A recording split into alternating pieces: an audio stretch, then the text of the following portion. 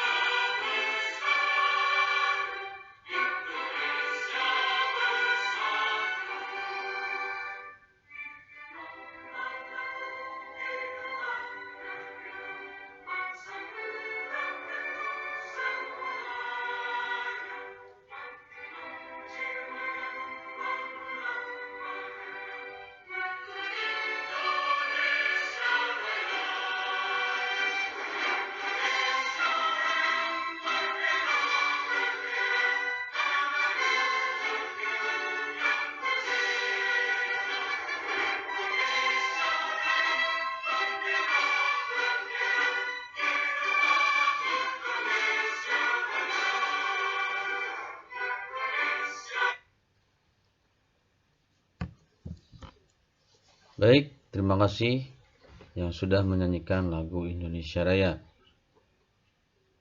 Lagu Indonesia Raya ini adalah lagu kebanggaan kita bersama.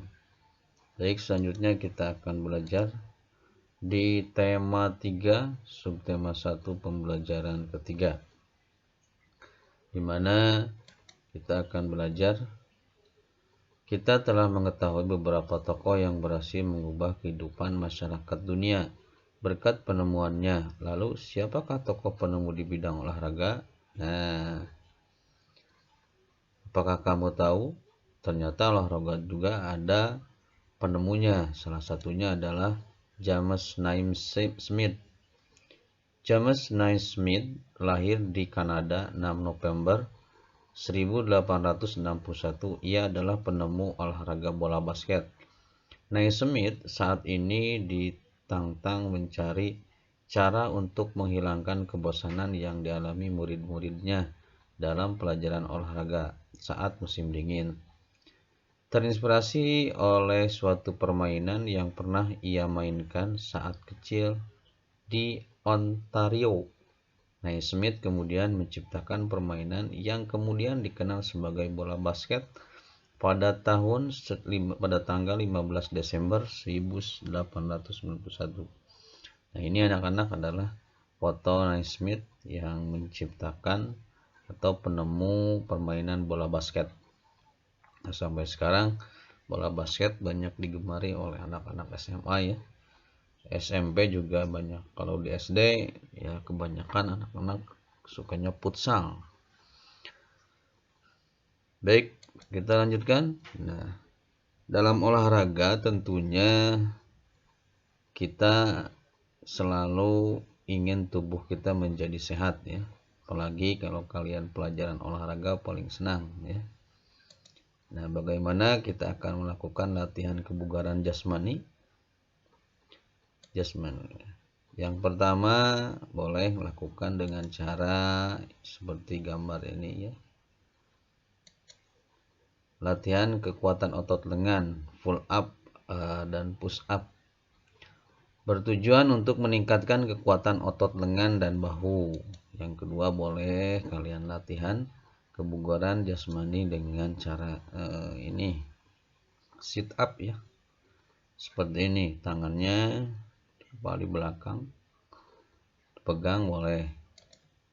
Latihan kekuatan otot perut. Nah, sit up bertujuan untuk meningkatkan kekuatan dan ketahanan otot perut. Nah, kalau kalian ingin six pack, banyaklah lakukan sit up. Kalau bahasa ibu bapaknya adalah hudang Jawa. Atau cara yang ketiga, kalian bisa melakukan loncat tegak dan lompat ke depan atau belakang. Latihan ini bertujuan untuk meningkatkan kekuatan otot tungkai. Atau yang keempat, kalian bisa melakukan lari cepat ya, atau sprint. Sprint bertujuan untuk meningkatkan kecepatan. Nah, sprint ini ada lombanya, lomba jarak pendek, namanya sprint, lari cepat ya. 100 meter jaraknya, 100 sampai 200 meter nih. Yang kelima ada juga lari sedang ya, atau lari jarak menengah. Lari jarak sedang dilakukan untuk meningkatkan daya tahan paru-paru, jantung, dan pembuluh darah. Ataupun bisa kalian melakukan lari maraton ya. Kalau maraton ini lomba jarak jauh ya. Kalau lari sedang itu sekitar antara 200 sampai 400 meter ya. Kalau lari maraton itu adalah lari yang sangat jauh. Jaraknya kira-kira ada yang 42 km. Makanya ini perlu kekuatan fisik ya. Ada lombanya. Kalau kalian senang lari, ya lakukan lari. Latihan kebugaran jasmani ya. Nah, selanjutnya kita beralih kepada bahasa Indonesia tentang teks eksplanasi ilmiah.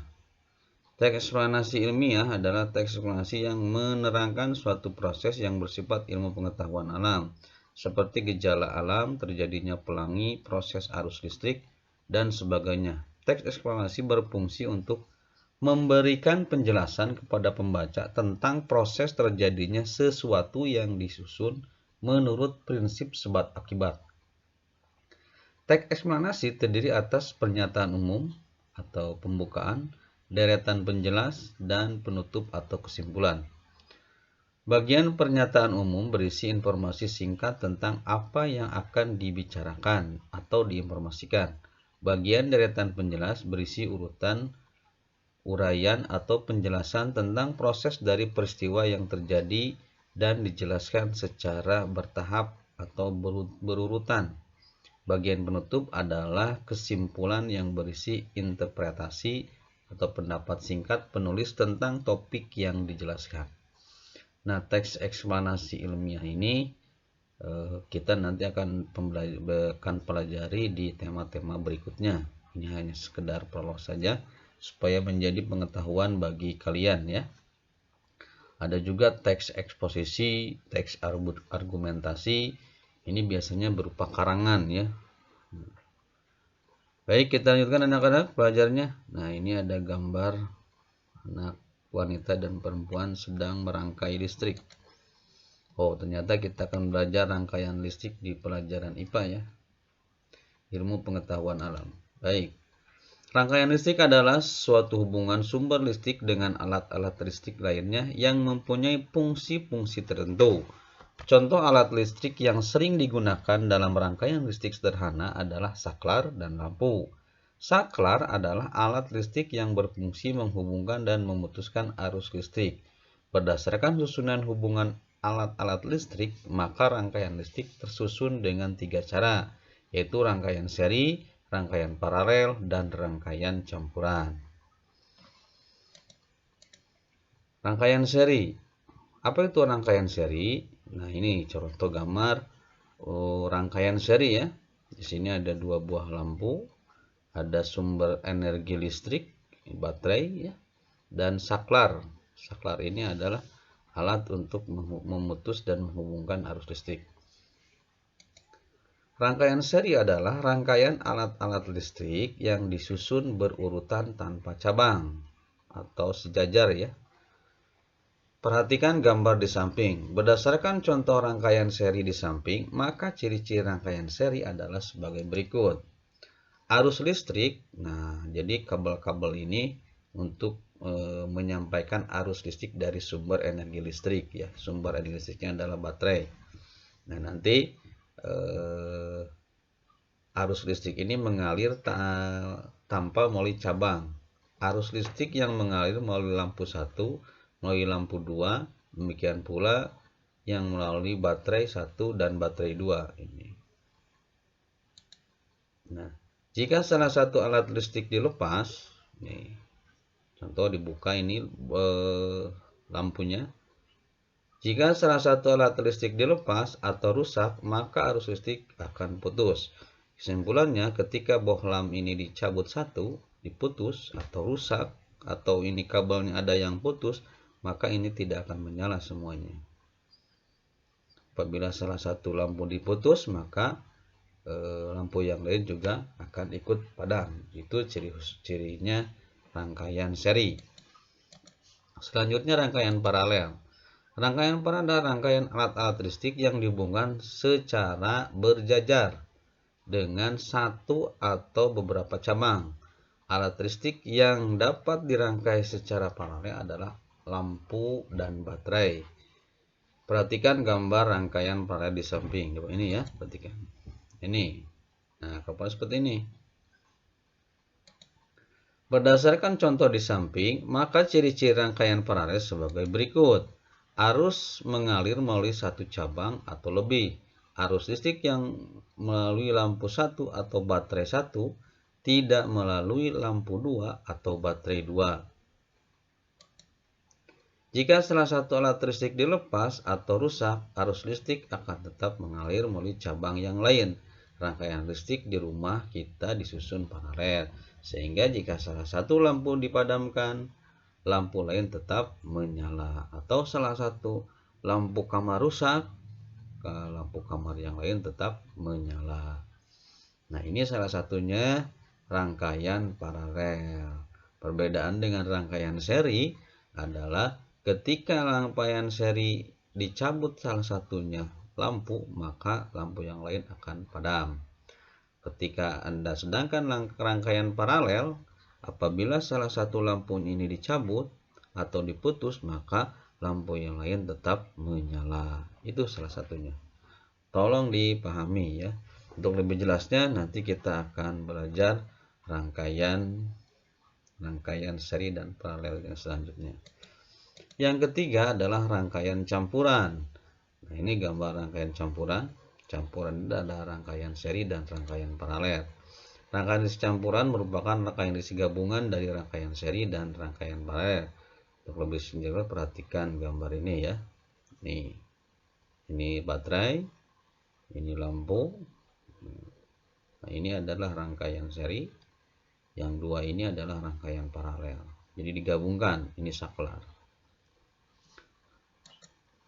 Nah, rangkaian seri dan paralel memiliki kelebihan dan kekurangan masing-masing. Perhatikan tabel berikut. Rangkaian seri, rangkaian, kelebihan, kurangan. Rangkaian seri menghemat biaya karena menggunakan sedikit kabel. Kekurangannya, jikalau salah satu komponen rusak, maka komponen yang lain tidak berfungsi. Rangkaian paralel, jika kelebihannya adalah jika salah satu komponen rusak, maka komponen yang lain tetap berfungsi. Kekurangannya, menghabiskan biaya yang lebih banyak karena kabel yang diperlukan lebih banyak. Ini adalah kekurangan dan kelebihan dari dua rangkaian itu. Baik anak-anak, paham? Baik, kalau belum paham, kalian bisa cari video-video di YouTube bagaimana membuat rangkaian baik rangkaian seri ataupun rangkaian paralel. Oh, selesai. Sebaliknya adalah tugas kelompok ya. Maksud tugas kelompok ini adalah kelompok yang sudah pernah Bapak bentuk, yaitu kelompok belajar di rumah. Sesuai dengan yang kemarin dibentuk ya. Tadinya ada kegiatan belajar di rumah kelompok masing-masing. Nah, tapi karena pandemik, jadi Bapak cancel semua. Tapi kelompoknya tetap dibentuk seperti itu ya. Nah, tugas kelompok ini kalian salah satunya adalah membuat senter sederhana, yaitu dengan bahan-bahan ini. Nah, ini terus kabel. Selanjutnya ini bekas tisu, lampu, ini bekas minuman apa saja. Terus ini adalah penahan baterai nanti. Ini disebut sebagai saklar nanti yang berfungsinya. Salah satu kardus ya yang dipotong. Dan isolasi ban ya. Nah, nanti kalian siapkan alat-alat ini dengan kelompok kalian ya, membuat senter sederhana. Alat-alatnya ini nanti kalian bisa tulis alat-alatnya ya. Ini alat apa dan sebagainya. Nanti ditulisnya masing-masing dalam bentuk tulisan laporannya. Dan senternya nanti dibuat ya, satu kelompok berarti satu ya, tidak semuanya, satu kelompok satu. Tapi tugas catatannya semuanya dituliskan. Yang selanjutnya adapun cara kerjanya sebagai berikut. Perhatikan gambarnya. Yang pertama nih, yang kedua, yang ketiga, keempat, kelima, keenam, tujuh, kedelapan. Jadilah center ya. Nah, cara ini nanti kalian jelaskan dalam bentuk tulisan ya. Yang ini juga jelaskan dalam bentuk tulisan. Sama semua gambar ini dideskripsikan ya. Jadi gambar dideskripsikan. Ini tugas masing-masing. Dan kelompoknya membuat satu center yang sudah jadi ya. Paham? Sekali lagi. Nah, setiap gambar ini kalian deskripsikan dalam bentuk tulisan. Setiap gambar ya, gambar pertama, kedua, ketiga, keempat, kelima, keenam, ketujuh, kedelapan. Nah, ini deskripsikan dalam bentuk tulisan di buku tugas kalian masing-masing. Nah, untuk membuat senternya, kalian buat satu center saja. Center sederhana. Pak, mau cara yang lain? Boleh. Ini Bapak hanya memberikan gambarannya saja. Yang jelas kalian tulis bahan-bahannya apa, dalam deskripsi tugasnya, terus cara kerjanya bagaimana, cara mengerjakannya bagaimana, disusun rapi dalam buku tugas kalian. Baik, paham? Oke anak-anak, saja terima kasih. Nah, pembelajaran hari ini Bapak cukupkan sekian, mudah-mudahan ada manfaatnya. Assalamualaikum warahmatullahi wabarakatuh.